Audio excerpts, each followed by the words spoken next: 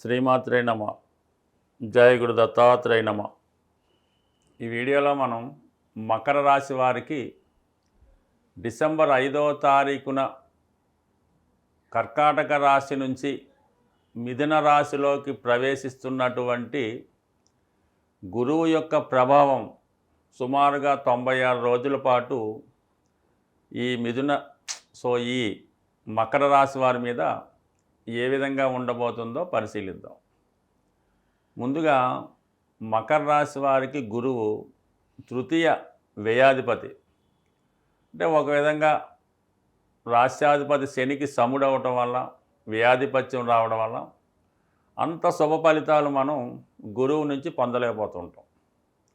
అయితే గురువు తన కారకత్వాల రీత్యా ఏ జాతకంలో అయినా గురువు బలంగా ఉన్నప్పుడు వారికి మంచి ఆరోగ్యాన్ని, ఐశ్వర్యాన్ని, సంతానాన్ని, విజ్ఞానాన్ని ఇవ్వడం జరుగుతూ ఉంటుంది. అదే గురువు దుస్థానాల్లో ఉన్న పాపగ్రహాలతో కలిసి ఉన్న ఏ లగ్నమైనా సరే జాతకుడు సంస్కారహీనుడై చెడ్డ పనులు చేస్తూ నికృష్టుడై జీవితాన్ని నాశనం చేసుకోవడం జరుగుతూ ఉంటుంది. దైవం ఉన్నాన్ని నమ్మకుండా, పెద్దవారి మీద గౌరవం లేకుండా ఉండడం జరుగుతూ ఉంటుంది గురువు పాపగ్రహాలతో కలిసి ఉన్నప్పుడు. అదే శుభగ్రహాలతో కలిసి బలంగా ఉంటే జాతకుడు సంస్కారవంతుడై పెద్దవాళ్ళని గౌరవించి వారి యొక్క దీవెనలతో అదృష్టవంతుడుగా అవడం జరుగుతూ ఉంటుంది. మరి ఈ రాశి వారికి గోచారరీత్యా ఉన్నప్పుడు ప్రస్తుతం గురువు 6వ స్థానంలోకి వెళ్ళడం జరిగింది. అంటే వక్రించి ఉండడం వల్ల ఏంటంటే కొంత ఇప్పుడు ఏమైందంటే 6వ స్థానంతో పాటు 5వ స్థానాన్ని కూడా చూడడం జరుగుతుందన్నమాట. అంటే వక్రగమనంతో చూడడం వల్ల ఒక డ్యూయల్ రోల్ పోషిస్తూ ఉంటాడు గురువు. అందువలన 5వ స్థానం మీద గురువు ప్రభావం ఎప్పుడైతే పడిందో ఈ మకర రాశి వారికి పూర్వపుణ్యం యాక్టివేట్ అవుతుందన్నమాట. అంటే గత జన్మలో మీరేమైనా మంచి పనులు చేసి ఉంటే అవి ఈ జన్మలో మీకు అనుభవంలోకి రావడం జరుగుతూ ఉంటుంది. అందులో సంతానం ఒకటి. ఎప్పుడూ కూడా జీవితంలో భర్త లేదా భార్య అంటే వివాహం, సంతానం, అలాగే తల్లిదండ్రులు పూర్వజన్మ కర్మ వల్లే ఈ జన్మలో ఏర్పడడం జరుగుతుంది తప్ప ఎక్కడో బయట నుంచి అయితే కాదు. అందువల్ల ఇప్పుడు పంచమ స్థానం మీద గురు ప్రభావం ఉండడం వల్ల సంతానం అంటే మీకు ఎవరైనా వారి యొక్క ఏజ్ని బట్టి సంతానం ఆశించే దంపతులు ఎవరైనా ఉంటే వారు ఈ సమయంలో సంతానం కొరకు ప్రయత్నించడం కానీ సంతానానికి సంబంధించినటువంటి శుభవార్త వినడం జరుగుతూ ఉంటుంది. ఇందులో చిన్న మెలికోటు ఉందన్నమాట. గురువు వక్రించి ఉన్నాడు కదా, పంచమ స్థానంలోకి వచ్చాడు కాబట్టి గతంలో మీరు ఏదైనా సంతానం లేక ఏ దత్తతకు వెళ్ళడం లేదంటే ఈ IVF కృత్రిమంగా గర్భం ధరించడానికి వైద్యుల్ని సంప్రదించి ఆ ప్రయత్నం చేసి ఫెయిల్ అయిపోయింది అనుకుందాం. ఇప్పుడు ఆ ప్రయత్నం తిరిగి చేయడం వల్ల అంటే వక్రించిన ఎప్పుడు కూడా రెండోసారి తమ ఫలితాన్ని ఇస్తుంటాయి. మొదటిసారి ప్రయత్నం చేసి విఫలమై ఉంటే ఏదో మనం గతంలో సెప్టెంబర్లో పోతే మార్చిలో పోతే సెప్టెంబర్ ఎలాగైతే వెళ్ళేవాళ్ళమో గురువు వక్రించినప్పుడల్లా మీకు అటువంటి చాయిస్ ఇస్తూ ఉంటాడు. గతంలో పోగొట్టుకొని తిరిగి సంపాదించేలా చేస్తుంటాడు.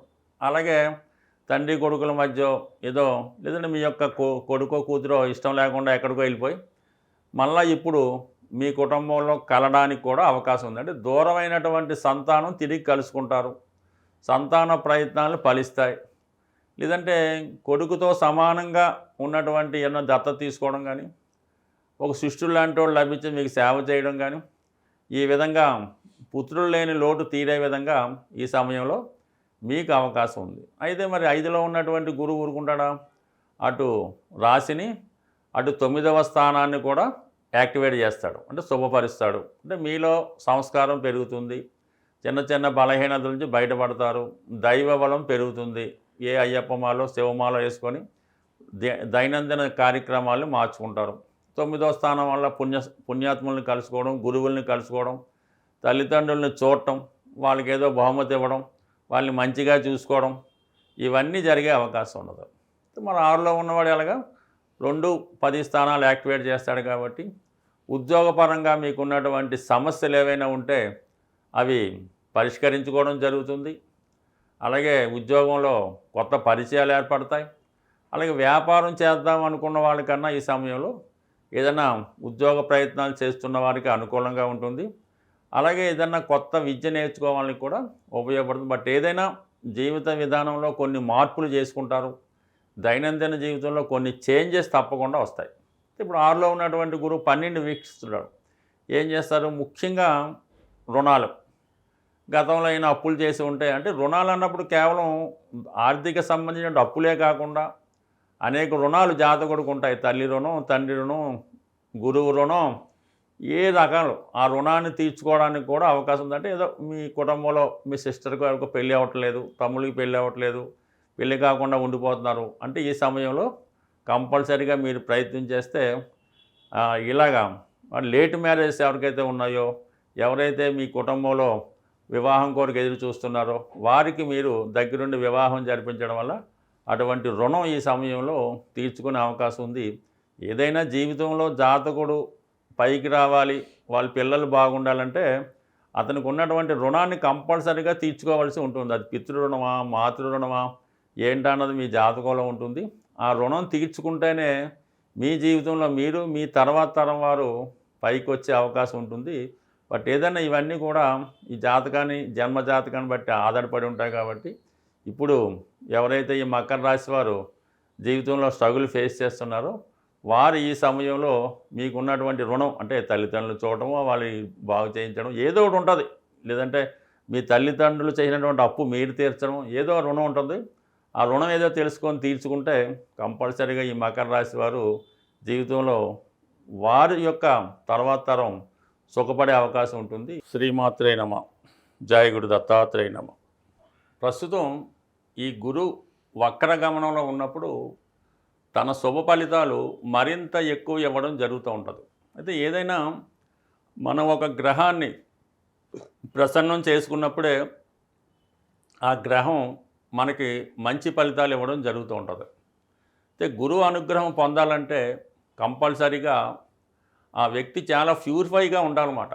మనసులో ఎటువంటి చెడు ఆలోచన లేకుండా చాలా శుభ్రంగా అతను ఉండవలసి ఉంటుంది. అంటే శరీర శుభ్రతే కాకుండా మానసికంగా, ఆలోచనాపరంగా అన్ని విధాలుగా అతను ప్యూరిఫైగా ఉన్నప్పుడు ఆ భగవంతుని అనుగ్రహం ఆటోమేటిక్గా లభిస్తూ ఉంటుంది.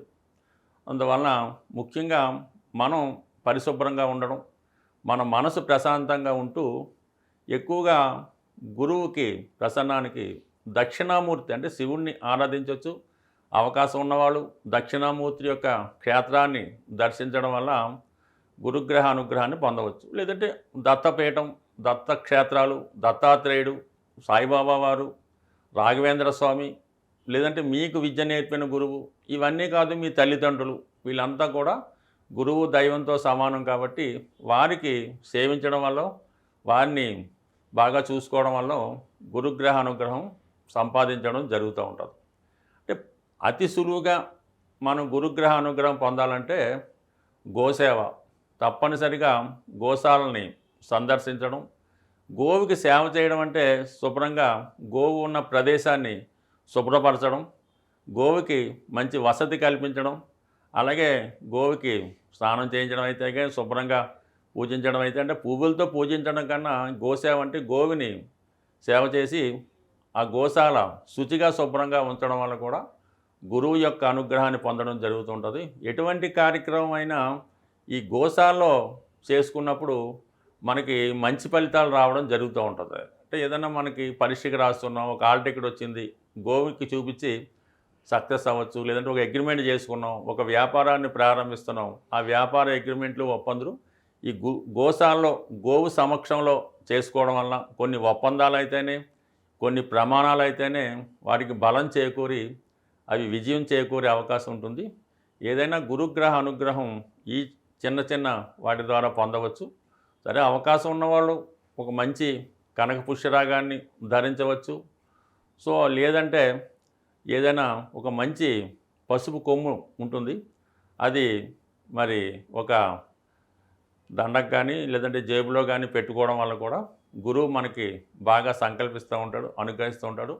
పసుపు రంగు వస్త్రాలు ధరించడం వల్ల, స్త్రీలు ఎక్కువగా స్నానం చేసినప్పుడు అది పసుపు వాడటం వల్ల మగవాళ్ళు కూడా పసుపు కొమ్ముని దగ్గర పెట్టుకోవడం వల్ల ఇవన్నీ కూడా గురువు యొక్క అనుగ్రహానికి పాత్రలు అవడానికి అవకాశం ఉంటుంది. బట్ ఏదైనా ప్రతి గురువారం ఏదో ఒక దేవాలయాన్ని దర్శించి విధి విధానంగా పూజించడం వల్ల గురువు యొక్క అనుగ్రహం పొందడం జరుగుతుంది. బట్ ఏదైనా ఒక మనిషి జీవితంలో శుభాలు జరగాలన్నా, పెళ్ళి, సంతానం లాంటివి కలగాలన్నా, మంచి ఆరోగ్యం రావాలన్నా కంపల్సరిగా గురుబలం జాతకంలో ఉండవలసిందే. గురువు అనుకూలంగా ఉంటేనే మిగతా గ్రహాలు కూడా అనుకూలించి మీకు ఆటి ప్రభావాన్ని కూడా ఇవ్వడం జరుగుతుంది. గురువు యొక్క అనుగ్రహం లేనప్పుడు మిగతా గ్రహాలు కూడా ఇబ్బంది పెట్టి జాతకుణ్ణి ఇబ్బంది పెట్టడం జరుగుతుంటుంది. కాబట్టి ఏదేమైనా గురువుని సేవించడం వల్ల సర్వశుభాలు పొందే అవకాశం ఉంటుంది. స్వస్తి.